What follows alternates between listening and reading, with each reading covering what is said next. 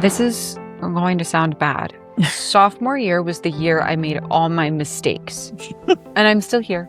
Is tough for the moms too. It's almost like there's so much hype around sending your kid to college that first year that you're like emotionally prepared for not being emotionally prepared. You're like the forgotten child of the university because If you asked me to describe my sophomore year of college, I would just go, yikes. Yeah, this is black and white. Like you cannot jump in and rescue your child from a thing that is a very adult problem at their very adult university. Spent the first 2 years of college thinking there was no way anyone else in the history of the world had ever felt like I was feeling. Hi, welcome to the XYZ segment of the Wonder in the Weeds podcast. I'm your Gen X host, Christy Ritz-King. I'm your Gen Z host, Faith King. I feel bad. I feel like I cut off your hyphenate every time. It's okay. Don't worry about Sometimes we do Christy and Faith, You're and then right. sometimes we're Christy Ritz King and Faith King. it. This is why it's like, This is not. we should have more prepped for this. Yeah. podcast. We And love we'll be to honest, throw on the today mics and we go. don't. Yeah, Mhm. today we don't because if we didn't just do it today, we weren't going to do it. So it was like, Done. and we're trying like a new camera thing, and we're both wishing that this was still just an audio format. Yes. And so if you're watching and you notice that we're a little awkward, maybe is also- maybe just go listen to it on your podcast app. This is also maybe the longest you and I have been in the same place. Yeah, Over for like- since July. Yeah, probably. Since for some time now. So we have theoretically prepped for this because we've been talking about it for months, but we just decided this morning, like, oh my God, we're both here at the same time. Let's go. Turn the mics on. Go. So here we are.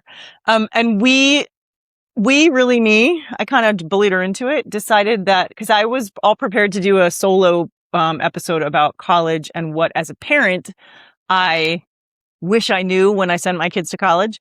And then I thought it would be good to get both perspectives. And I know we sort of talked about it a long time ago on one of our episodes. Faith told the funny story about buying 12 sodas and thinking that was going to be enough for an entire semester. Classic. But a couple things. So one, I'm noticing in my own self, and I've heard it from a lot of my other moms with kids the same age, that sophomore year is tough for the moms too. It's almost like there's so much hype around sending your kid to college that first year that you're like emotionally prepared for not being emotionally prepared. And then sophomore year comes around and you think you're ready and then you're not. And and I'm now doing this for the third time, and you would think that I would be prepared, but I'm not. Like you have them home for the summer and you bodily get used to it, having them in the house and the routines and the grocery shopping and all the stuff. And then you got to send them off again. And it's like a gut punch again, even though you're not quite as prepared for it as you were freshman year. And this is just my experience. I'm sure some of the rest of you were like, thank God, good riddance. You got rid of them and it was easy peasy. But I know I'm not alone. I've heard it from other people too, that like it doesn't get easier and like sophomore year is tough too. And it occurred to me that all three of my kids, I mean, I can't speak for the third one yet. He hasn't done it. But the two older ones, their sophomore year was hard for them too. Like you can see she's disassociated from this conversation. Yeah. Well, I've been thinking, I truly was like planning, like, how am I going to like put it into words that is like understandable and not truthfully how I feel, which is like, if you asked me to describe my sophomore year of college, I would just go, yikes. Yeah. Like, Yeah. that's And so about it. I had reached out in the early days of prepping for this to those same mom friends and said, like, what do you wish you knew? And ironically, they all actually came back with advice for the kids, not for themselves. And so, but a lot of the advice had to do with like, don't be worried if it's not so easy. Don't be worried if you are homesick. Like homesick doesn't equal you have to come home and you've made a bad decision. Like all of these, it was a lot of like, be comfortable with being uncomfortable. And so that's what got me thinking it would be good to talk to the college person too, and not just the parents, because I think there's something to learn from that. It was like these moms learned from their kids, hey, it's okay to be uncomfortable. It doesn't mean you need to swoop in and rescue them or any of those things. So it's going to be a little bit of a loosey-goosey conversation, but really just like, what do you wish you knew, or what would you like to impart to other kids who are about to embark on their second year of school? Yeah. This is going to sound bad. sophomore year was the year I made all my mistakes. And I think, and I'm still here.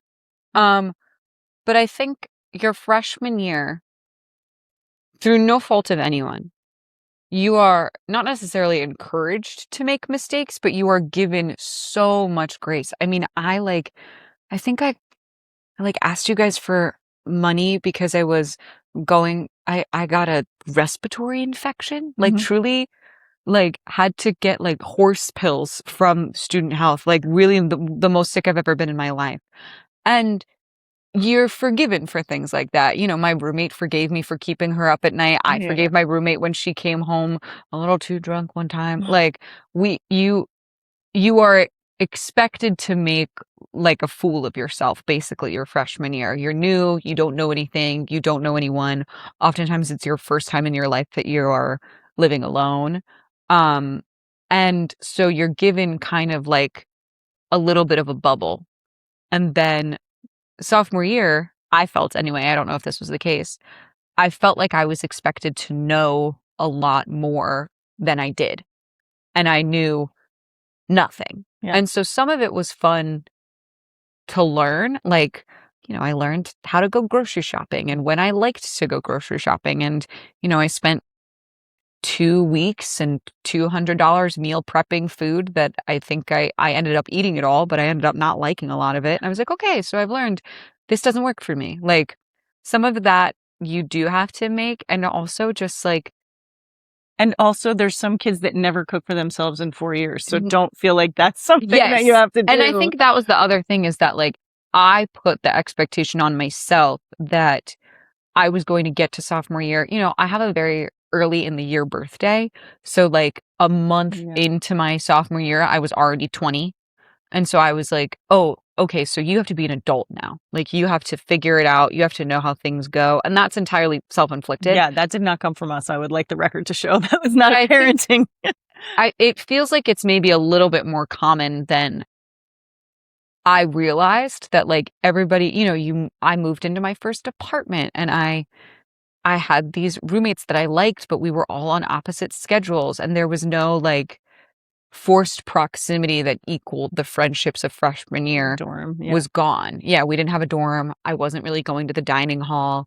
I mean, I think so much of it is dependent on that, though. Like, you had a unique, not unique to the university, that university is this way, but like that university, everybody moves out of dorms sophomore year. mhm, And some people stay in like campus run apartments, but it's still like you're a lot more on your own than some other places. And you didn't have the benefit of a sorority house. And so, I had that buffer when I was a kid. I had sorority house my junior and senior year after sophomore year of being like miserable living mhm. in an apartment with 3 other people.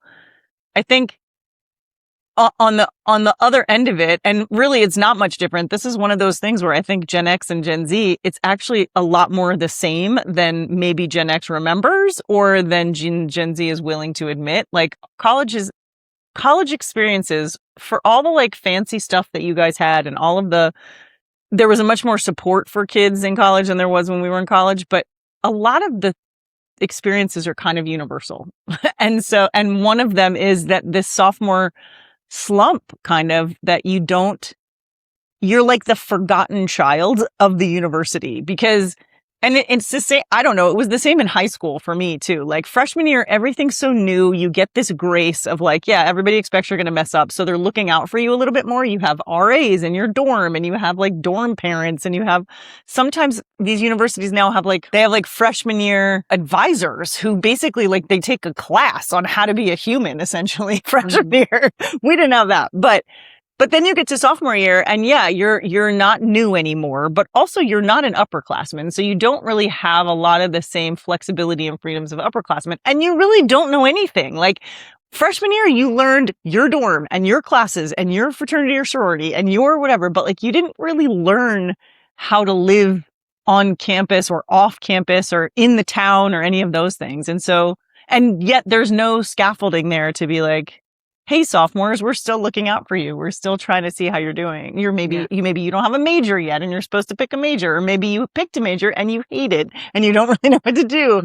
And I think on the parenting end, there's some of that too of like, thankfully, I think I remembered how hard it was. So I was a little more like checking in a little more often, or, like sort of making room for, hey, if you're feeling like crap, that's okay. Like, it doesn't mean, you're doing it wrong or anything like that. And I've since with the other two been the same way, been like, this year might stink. And that's like, it doesn't stink overall, but you might have moments where you're like, this year stinks and maybe I shouldn't be here anymore in this school. And that's fairly normal, I think. And I think sophomore year was like, I say it's the year I made all my mistakes, but in a more semi-positive reframe. It was also how I figured out like how I wanted to be treated in this new chapter of my life. Like I'm thinking of like I had a really crappy job that I worked for like a month, and I called you guys, it was like a week before Christmas break, and was like, I think I'm quitting my job. I think I'm quitting my job, and I'm not giving it 2 weeks. I'm just telling them when my last shift is. And you and Dad both were like, yes, that's Okay. good. And I was like, also, I think I'm not telling them so I can buy everybody's Christmas gifts with my discount before I say I'm quitting. And you were like, yes, that's good. Maybe not good, but like people who work crap retail jobs do that all the time. Yeah. And I quit that job and the world did not end. And I still went back to that store as a customer and they did not remember who I was. No. In defense of us in that, because that actually goes against so many things that we believe in, except it was a big box retailer. Yes. Mm-hmm. And so we were like, fine, quit. They're not even going to remember who you are tomorrow. Yes, like, it was not a mom and pop store. It was not, because then I went on to work at various different mom and pop stores in my college town.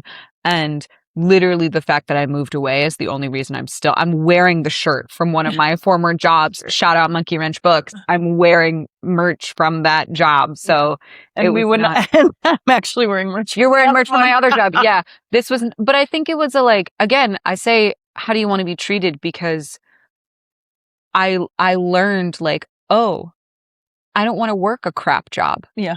And I think also to give you guys more credit, I had lined up another job. Mm-hmm. Like I knew I was going to be doing something, I started dog sitting pretty regularly for a different family in my college town. And I lined that up for a lot more money, for a more flexible schedule, and for something that allowed me to like be a student and not worry about going to the big box corporate job. And that experience, I think, taught me so much of like, okay, what are you willing to put up with?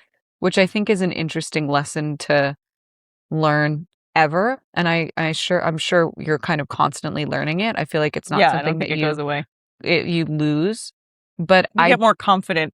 Yes. In enacting those things as you get older. And I definitely, looking back on that year, I figured out what I was and wasn't willing to put up with. And often I figured that out by putting up with it for a long time until I, broke down and called you, or, I'm whatever mistakes I made. Was sophomore year the year of the planner, or was that freshman year? No, that was freshman year, but that could have also been sophomore year too. I feel like I had that breakdown about every quarter that I would like semester forget that I had bought the planner, and then I would have to go back and I wouldn't remember any of my assignments, and then I would use the planner again. You say you made mistakes, and to me that's just growth. Like you grew up sophomore year, and I think that's what happens, and it's uncomfortable, and people don't expect it necessarily to be uncomfortable. Kids or parents, I don't think expect sophomore year to be a little bit uncomfortable, because you think, well, we've done it, we've been there, we know where we're going, it's going to be fine. And it largely is actually so we say two things in our house. One, we're like, when people talk about nostalgically talk about college, they actually mean junior and senior year. They don't mean freshman and sophomore year. And it's not that good things don't happen at that time, but in reality, when you talk about oh my God, I loved my college so much, what you really mean is I loved being an upperclassman in my college, because then you really do kind of have a command of the place. It becomes more like your home than your home does.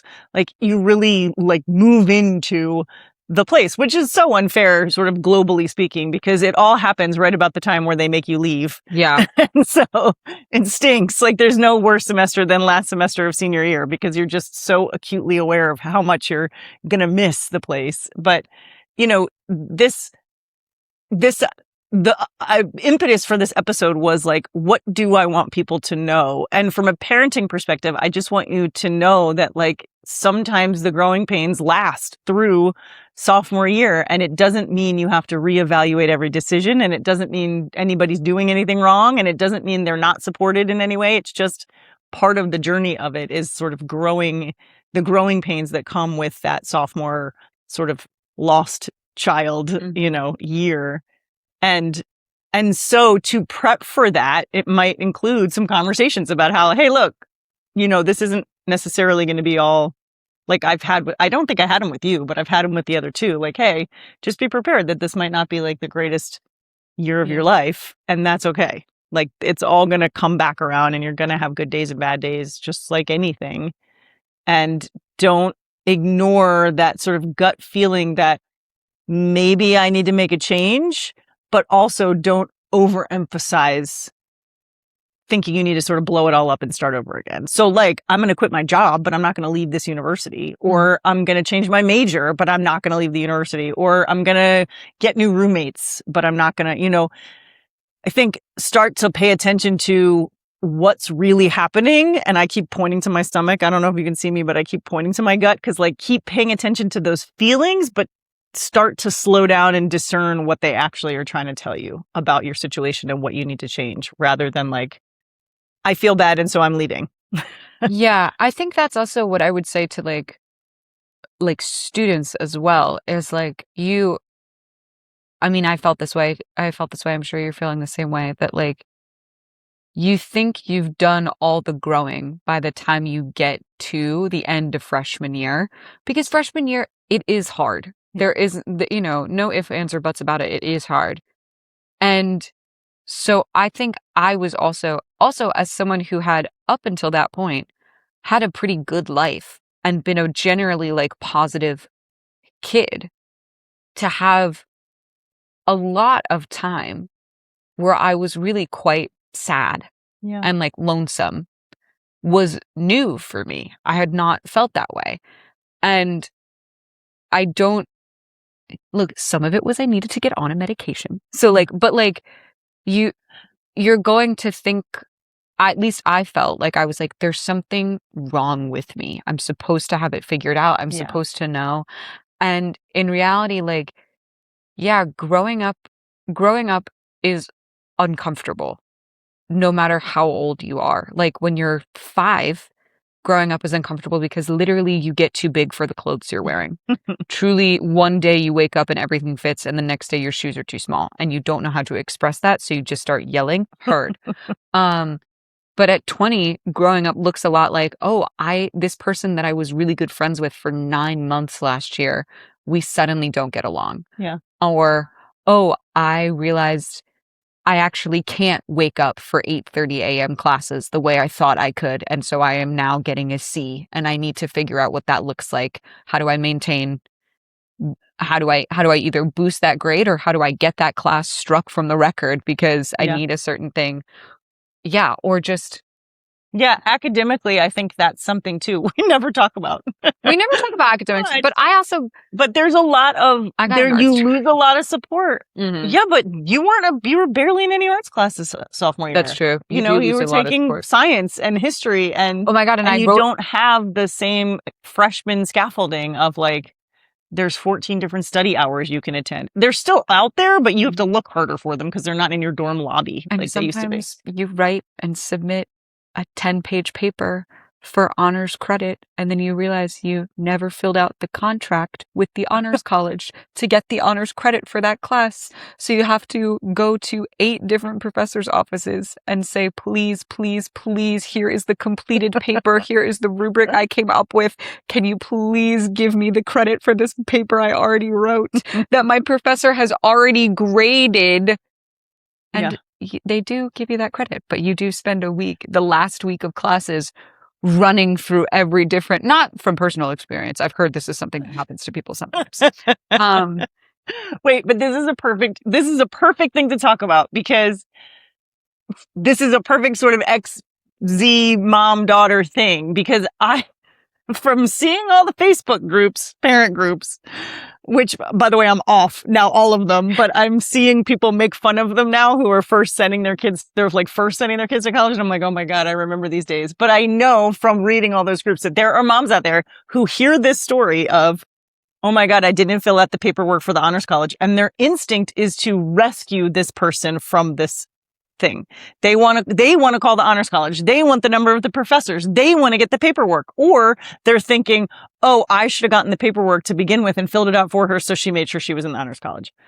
I'm certain I maybe had that thought of like, ooh, maybe I should have helped her more be on top of the honors college paperwork, but I shouldn't have. That's not my job. And I'm here to tell you, it's also not your job. Like, part of the growing is figuring all that stuff out. And if she hadn't gotten honors credit, that would suck.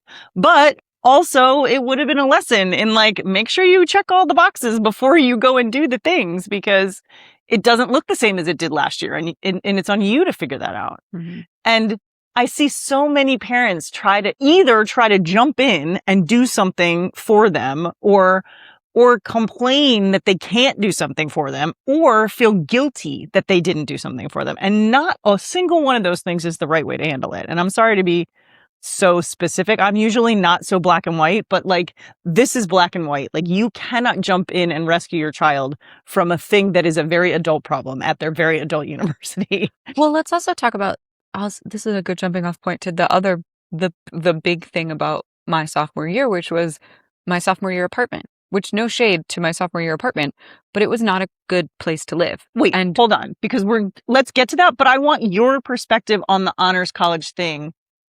When I say all that stuff of parents don't jump in, parents don't feel guilty, parents don't whatever, what's the kid's perspective of that? Oh, two things. And one of them you're not going to like. Hey, that's fine. Hindsight is 2020. So I don't know if I remember thinking this at the time. I'm sure I told you. I'm sure I called you and or texted you and was like, there's a possibility I don't get credit for this 10-page paper I just wrote. But I know you. And I was like, my mom is not going to do all of it. Because I think by and large, at least from what my friends would say, is like, you don't want your mom to jump in. Or your parent or your caregiver or whoever. You just want an ear. You want somebody who's going to be like, oh, dang, that sounds like it sucks. Yeah. And also you and dad and actually my sister to some extent, like, we're all pretty good about being like, you figure it out. You always do.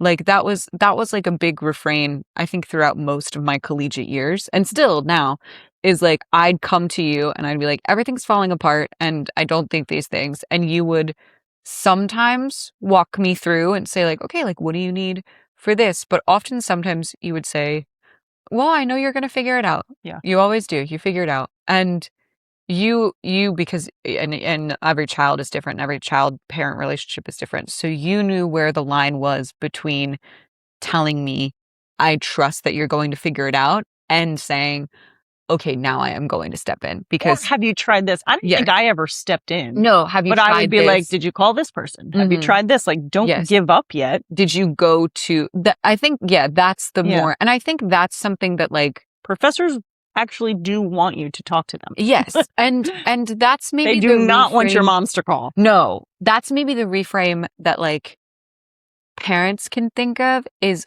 offering up options rather than saying, do this, do this, do this. Yeah. Like, I think I'm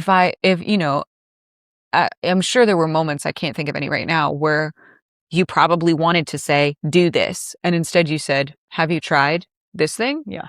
Because sometimes every time I want to be like, call this person. Yes. Like I maybe I should say that too to parents who are listening. Like, I always want to jump in and rescue them. Mm-hmm. I am always fighting the urge to go and do it for them or to figure it out first for them. Like, I'm always fighting the urge to go and say, oh, I already know how you get this honors credit. Have you done this? Have you done this? Like, that is a natural instinct for all of us. And I fight it every time, because I think the outcome is if I did that, she would never, first of all, she might never think I thought she could. That was what I was just going to say. That's Yeah. my second point, is it actually mattered more to me that I was able to figure it out. Like, it proved to me that I was, that was the end of my sophomore year that happened. And I was like, oh, this is, maybe it was in the middle. I don't know. But it was the end of a semester. And it was the rap class, right? Yeah, it was the hip-hop history class. So it probably was the spring. Maybe I took that class in spring. Who cares? Which hip-hop history class was hard?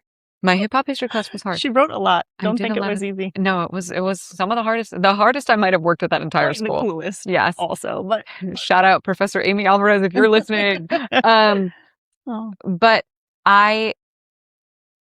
it was worth more to me that I figured it out. And it like showed me that I was able to. Like, not even like, and I feel like that's, it's probably hard for parents to hear that.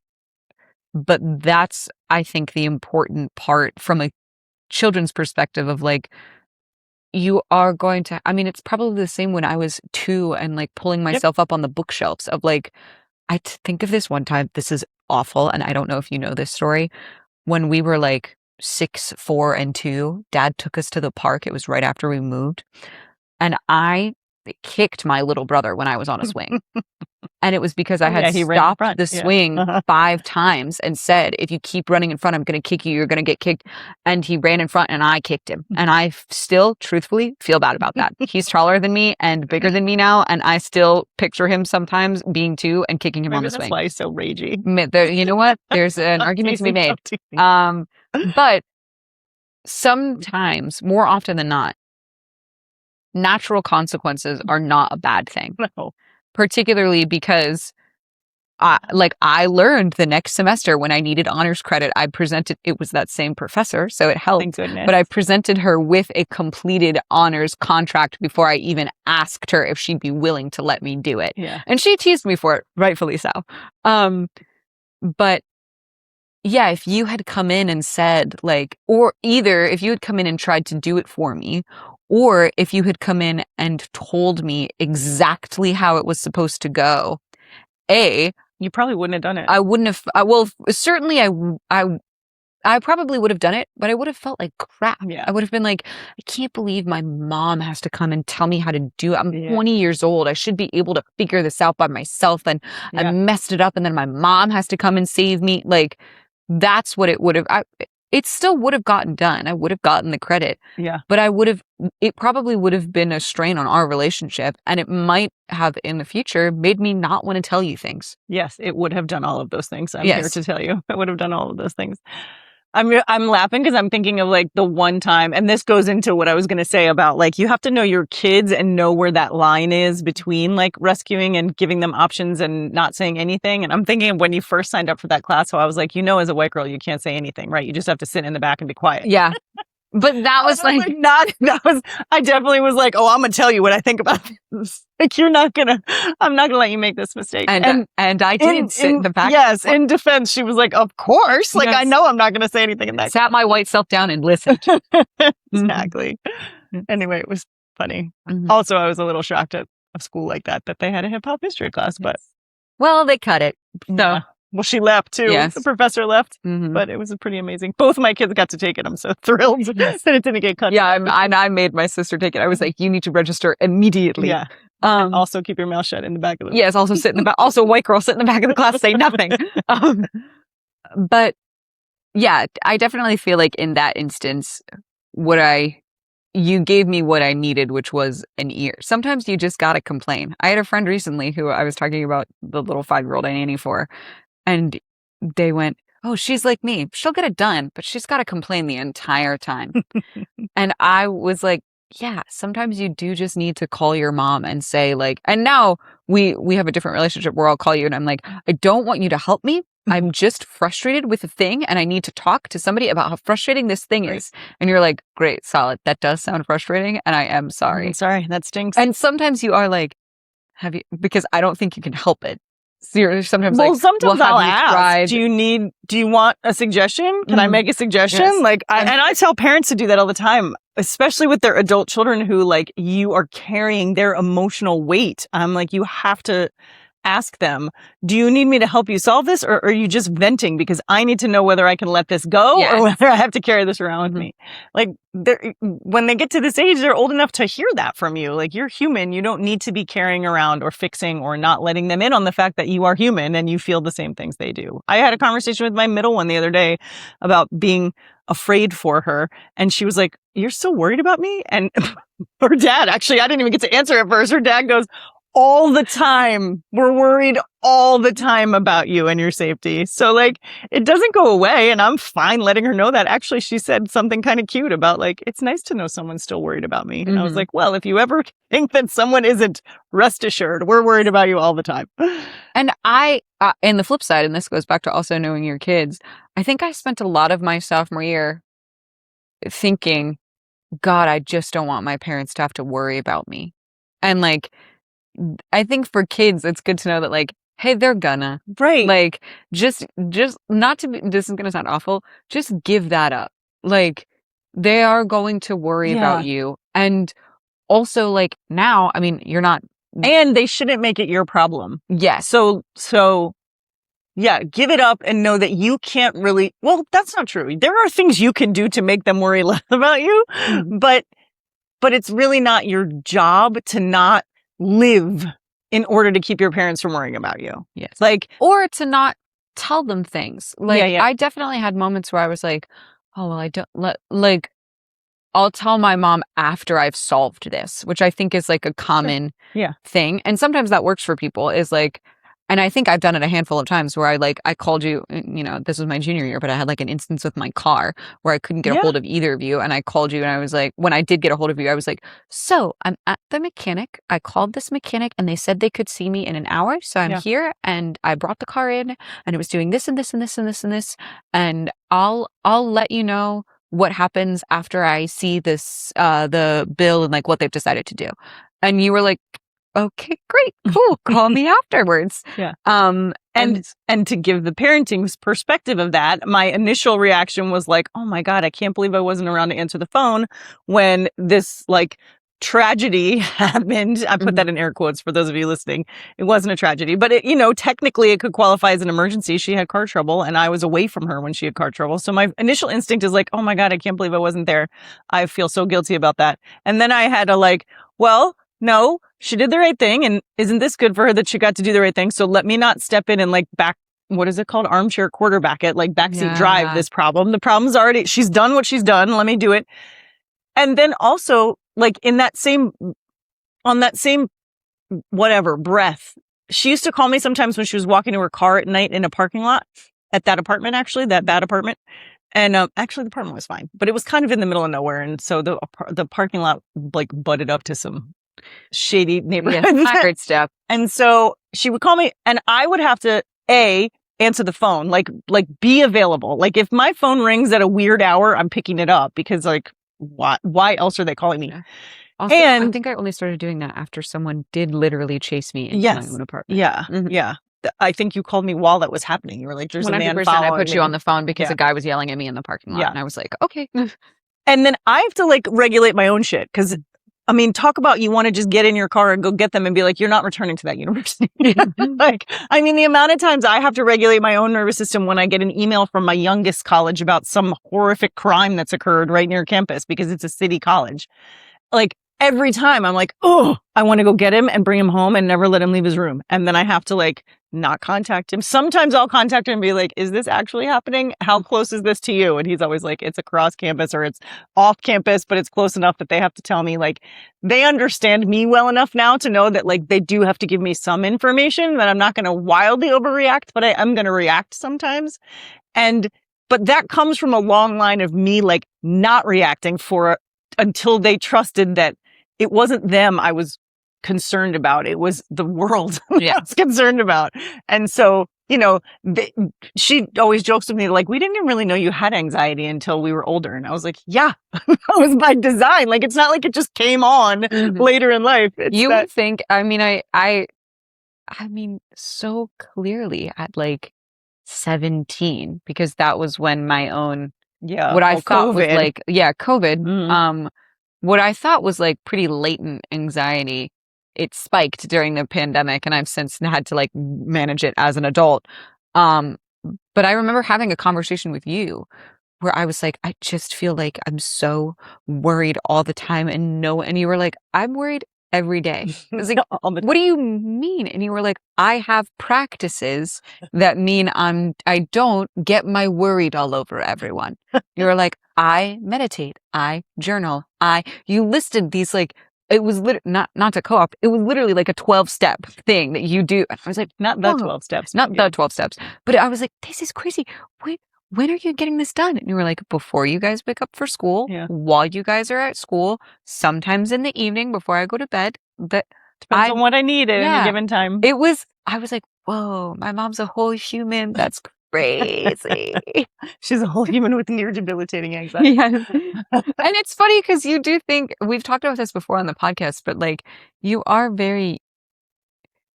selfish when you are in your They're late supposed to teens and be early like 20s. You're supposed to be. you're There's no reason not to be. yeah, your whole like purpose in that period of growth and development is like self-actualization. Like Yes. you're supposed to be figuring out who you are Mhm. and what that means and all of those things. Like you're meant to be selfish. Also, your like frontal lobe isn't even fully formed yet. So like really fine decision making and like specifics are just not really Not really your the strong cup of suit. tea when you're 19, 20, 21 years old. And So. I thought, I was like, I've said this before, but like I spent the first 2 years of college thinking there was no way anyone else in the history of the world had ever felt like I was feeling. There was no way anyone had ever been as sad, as lonely, as heartbroken, as worried. Like there was just, I was the only person who had ever felt these feelings before. And then you come out of that and you're like, oh, everyone felt that Yeah, it's way. kind of this Like universal thing.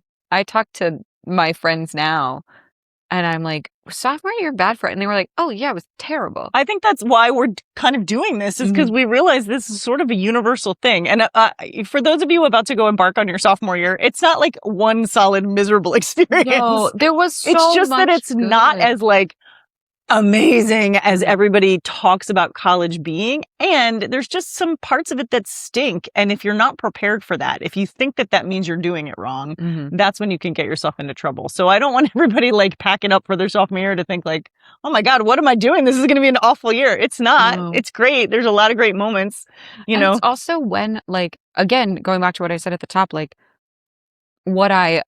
how I wanted to, I learned how do I want to be treated and how do I want to kind of move through the world.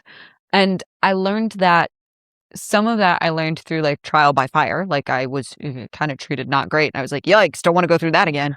But also I made really, really good friends my sophomore year that I'm still friends with to this day, that we like, had sleepovers at somebody's new apartment, or we went and like got coffee every Monday after a class. Like things that I developed really strong relationships that year in the midst of being sad and forgetting. And those guys now, because they were around, one of my friends, like my senior year, was like, oh yeah, you were a bear during this specific time of your sophomore year. And I was like, yeah, I was. And that's because of like these other things that were happening. And they were like, oh shoot, I didn't know that. And I was like, yeah, well, we weren't really good enough friends for me to have told you that. Now you know. And they were still friends with me before knowing that context, even if I was kind of insufferable to be around. Were you insufferable or do you just think you were? Like, Well, were you insufferable or were what you I just was sad. yeah. Like I think the people that I became friends with the first semester of my sophomore year of college became friends with me at a point where I was behaving kind of subdued. And then they got to know me second semester and continued to we're be like, my friend whoa, throughout. And we're this like, girl. wow, we didn't know you were like this. Just a little ball of joy. Yes. And that, I think that was like, they were able to kind of look back and be like, oh my God, what was going on with you when we first met that you weren't as like bright and sunny as you are now? And some of it was grief. Like legitimate. Like legitimate grief. I shouldn't say legitimate. It's all legitimate. But like death grief. Yes. But yeah, some of it was like you don't realize how much you don't realize like that saying that's like you don't realize you're in the good old days. Like you actually don't realize you're going through a growth period until you're out of it. Yeah. You're like, oh, sorry. And I always say, look, they call them growing pains for a reason. And that phrase is really meant about your bones when you're like in puberty. But honestly, emotionally speaking, it's growing pains. On a recent episode, I talked about how therapy is like cleaning out your closet. But life is a lot like that, I think. Growth is a lot like that, where like there's just this part where you're like, I've made a terrible decision. You're surrounded by the mess and you think I've definitely should never have done this or started this or embarked on this at all. And then, you get through the process and everything's better afterward. I texted a friend. I was going to see if I could find it, but I'm not going to search through my phone on a podcast. I texted a friend recently. Could be very Gen Z. It would be very Gen Z. I texted a good friend of mine recently, like at the beginning of this year, who, we're coming up on a year in the Midwest. So beginning of 2026, it was January. I was back for a job. I was back on the East Coast. My friend had just found out they were accepted into a grad program. So like big changes were happening in our lives, but they were still big changes. Far away across the pond. Yeah, a Europe grad program. We're very excited. And I texted my friend and I was like, I was staying at my grandparents' house. So I remember being surrounded by all these photos of like my dad as a little boy and looking and just texting them and being like, they should invent a growing up that does not involve leaving everything behind. And they were like, yeah. What did they say? They were like, the good news is everything changes. The bad news is everything changes. I was like, yep, that's exactly it. Yeah. So yeah, I think, cleaning out your closet, you stand in the middle of it and you're like, Jesus Christ. Why did I start this? Look at this Or disaster. sometimes, and then you like pick up a pair of jeans and you're like, wow, I do this where I'm like, think about all the fun I had in these jeans. Yeah. These were the jeans I did this in. I went to this party. I did this thing. And then those jeans do not fit because you've had those jeans since you were 17 and you are 23 and it is time to buy a new jeans. Someone else have a great life. Somebody else has got to have really fun party jeans. This is a whole other conversation about getting rid of things on purpose. But yeah, the cleaning out your closet metaphor is really more like you're surrounded by that mess and you're like, there's no way I'm ever going to get rid of all this. Like, how am I ever going to get back from this? But you do. Yeah, giving away clothes is a whole other Yeah, we could talk about clothes forever. Yeah. And you said something to me at the beginning of the summer before my freshman year that was more relevant my sophomore year than it was my freshman year, which I had just been rained on in New York City. And we were sitting in a hotel bed together eating Magnolia cupcakes. And you said, I think what you just have to remember is like, these feelings aren't forever. So when you're feeling sad or lonely or homesick, you're not going to feel that way forever. And when you're feeling really good, remember that so that you know to hold on to it, you know to enjoy it as much as you can, because that's also gonna, and it sounds so pessimistic, but like, I remember being like, yeah, because that's also gonna go away. Like it's not, those aren't forever you're either. not gonna be happy all the time and you're not gonna be sad all the time. And that's what matters. So like, we spent a lot of time. The sad and the lonely though, those feelings are so big, they can be overwhelming. And so people do one of two things. They either think, well, this is it. I'm going to feel this way forever. Or they think, I have to do whatever I can to make sure this feeling doesn't completely take me over. So they do a whole bunch of stuff that is not, sorry, I'm getting a little external. They either try to shove them down because they're afraid that once they let it fully in, it's going to overwhelm them or overtake them. Or they, in an attempt to shove them down, do a whole bunch of other distracting and sometimes destructive things to keep from feeling the thing. So like the magic comes in when you let it come in, just feel it, be sad, be lonely, be whatever, knowing this isn't going to last forever, but I need to give it its due because if I don't, it's just going to keep chasing me and it's going to ruin all the good stuff. Whereas if you let it in and you let it take however long it needs to take, then when the good stuff happens, you have space for it. You have room. You're not just constantly running from the bad stuff so that you can't slow down and enjoy the good stuff. And so I think knowing that going into school and sort of just feeling what you're going to feel and not punishing yourself for it, like giving yourself grace to feel whatever it is you're going to feel, including the really good stuff. Like take that in and enjoy it so that you're reminded when things stink and you're lonely and you're sad and you're questioning everything that no, actually there's really good stuff involved in all of this too. Mm-hmm. It's the reason why I think you're able to look back on sophomore year and be like, it wasn't all bad. Like I had some good moments. It's just that, there were parts that were really hard, but you were able to get through them because of the good stuff too. Yeah. I think at the end of my sophomore year, my roommate and I threw a party that we called our Earth Day party because it was Earth Day weekend. And everybody had to bring reusable cups. This was the gimmick of the party. Hey, by the way, full disclosure. They had a theme all the time. Full disclosure, college kids, you can turn anything into a themed party, and that is a really good trick just to have. If you, particularly your sophomore year, like people will come to an event if there is a gimmick attached. Bring a reusable cup. Bring a reusable cup was a huge hit. You also don't need to work this hard if you want to just have a party. Beer is often the thing, or weed or whatever else you got going on. People come to the party regardless if you have a theme or not. But if you want it to be creative and artsy. And it doesn't, and we made everyone else do the work. We were like, we will provide the drinks. You have to bring your own cup. And people did. People love to feel included in that. But I remember so specifically, it was like the last party we threw at that apartment. I already knew I was moving out of that apartment.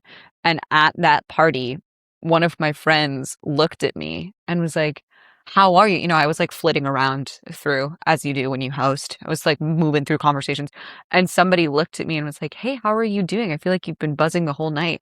And I put my hands on my cheeks like a toddler and I smiled and I went, everybody I love is in one place. I'm just so happy.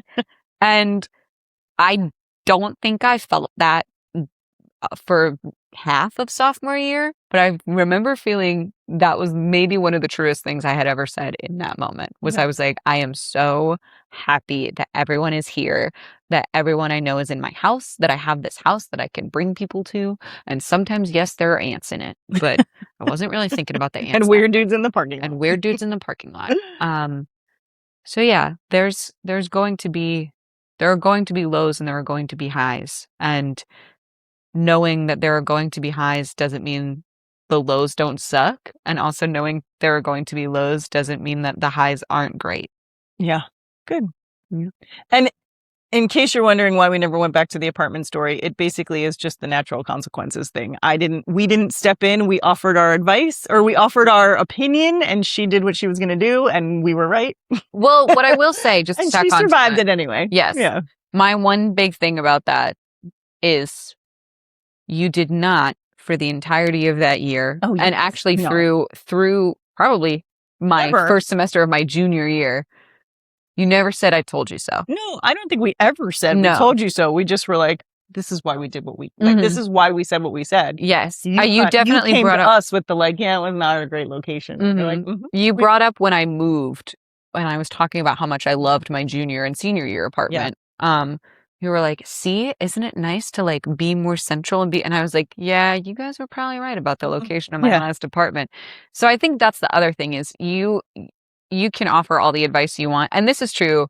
I'm finding this is true with my friends as well. So it's not just a parenting thing. I don't know. It's true with any relationship. Yes. You can offer all the advice you want and people are going to make the choices they're going to make. And I don't think you should ever say, I told you so. No. That should be a good practice with any relationship in your life. I think the difference with parent and children, though, is that like we have so much more control, or we could have had, we could have gone a million different ways with that. We could have forbid you to live there. We could have refused to pay the rent there. We could have, there's a million things we could have done to do what we thought was right.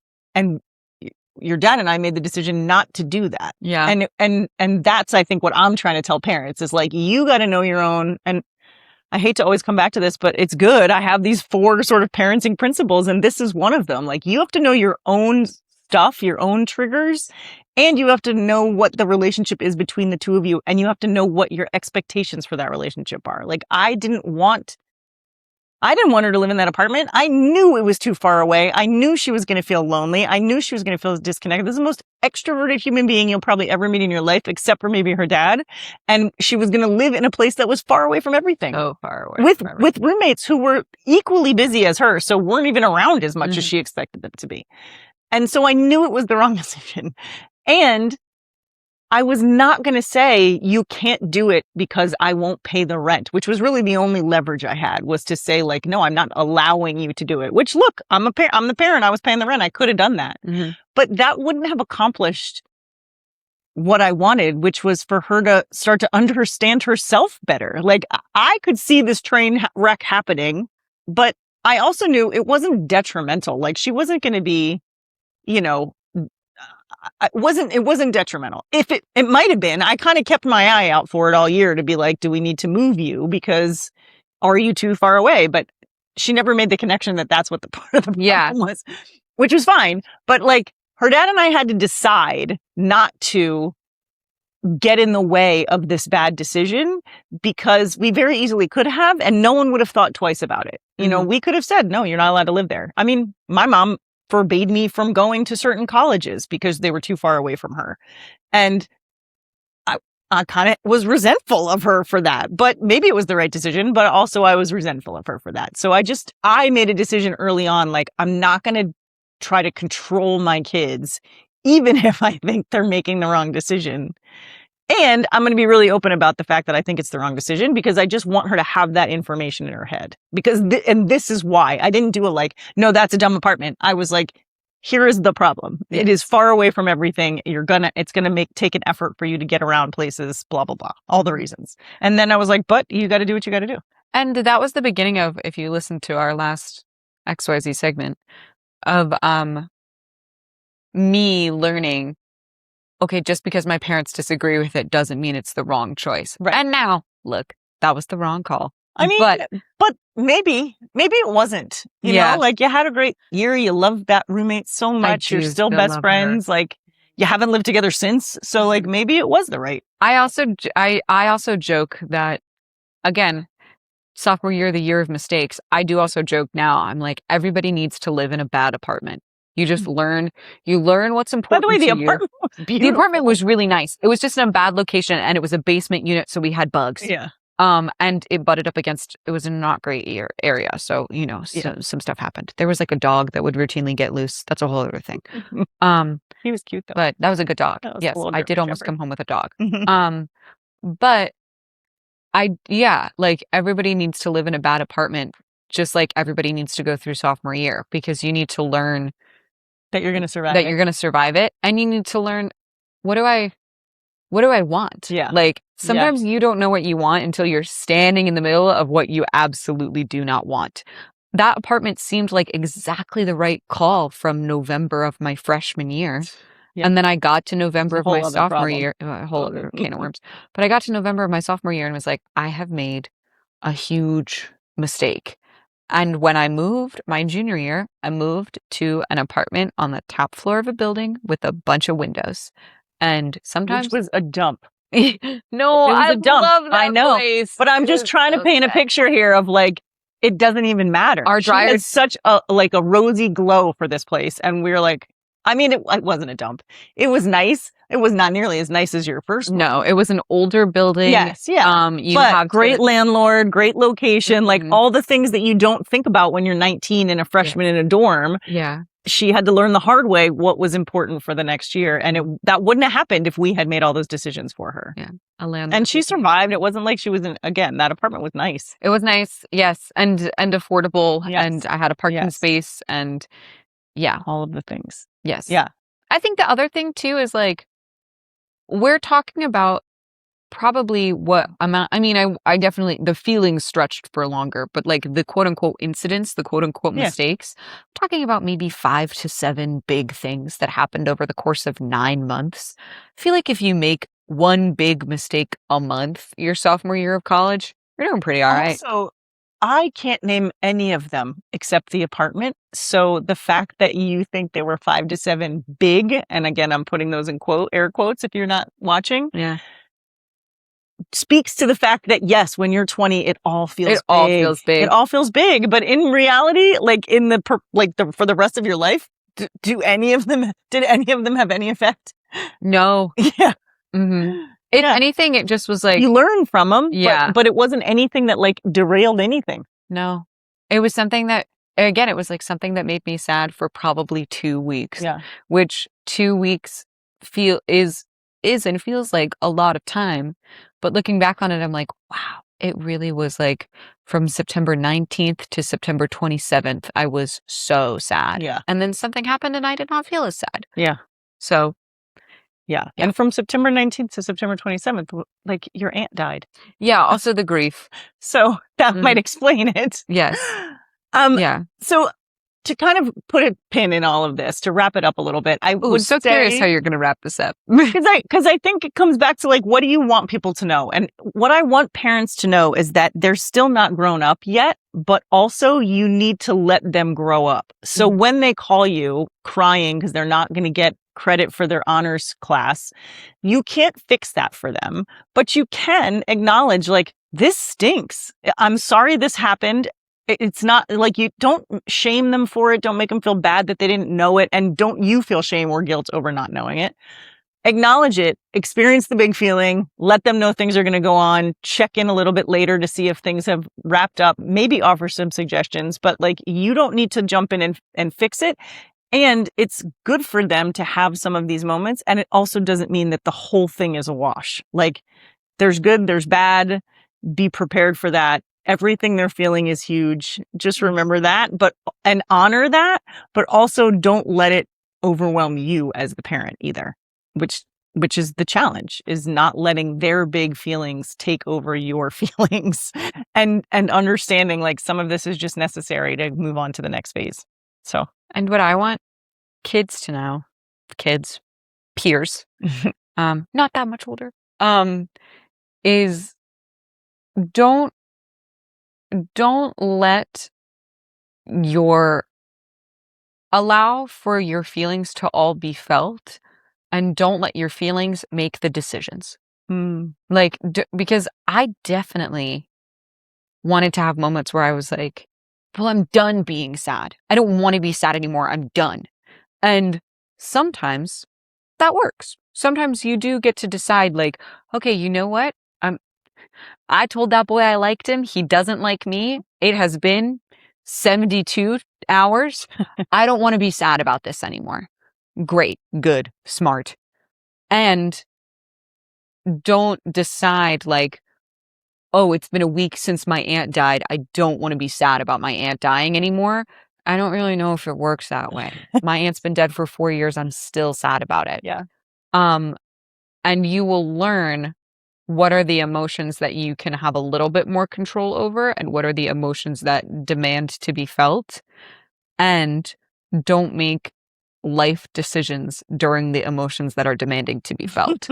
Just let yourself feel them.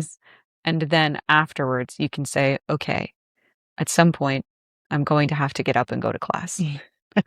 Also, don't underestimate the helpfulness of getting up and going to class. Yeah.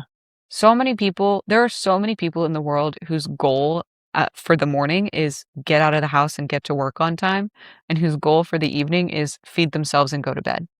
If you accomplish that during your sophomore year, good.